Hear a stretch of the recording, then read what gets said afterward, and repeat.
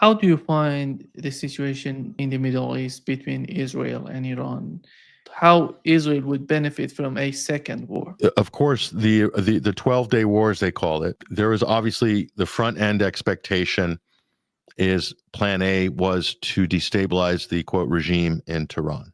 That was plan A. And somehow empower the MEK and these various agents of influence in subterfuge within Iran and so forth. They did do a lot to shock Iran in the first 48 hours. And what they say to the Iranian diaspora, people who left when the Shah fell, and these are all very wealthy businessmen. These are very successful Iranians in Los Angeles and all around the country.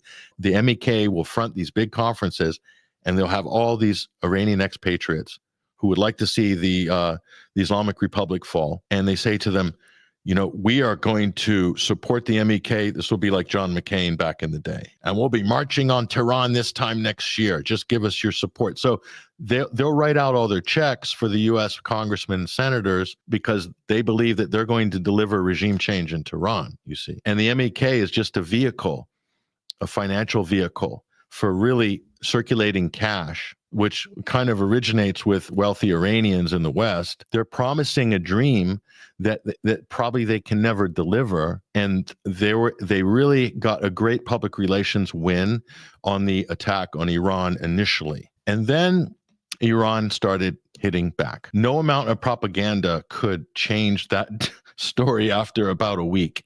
When you started seeing images of Tel Aviv getting completely wrecked, it got so bad in Israel that the Israeli government, the Netanyahu government, issued a couple of decrees. One was Israelis weren't allowed to leave. Had they been able to leave freely, probably you would have seen 500,000 people in exodus over those 2 weeks. So many institutions could potentially collapse as a result, including problems for the IDF. That was one of them. The other one was the Israelis clamped down on media coverage. No photographs of the damage of missiles, this kind of stuff.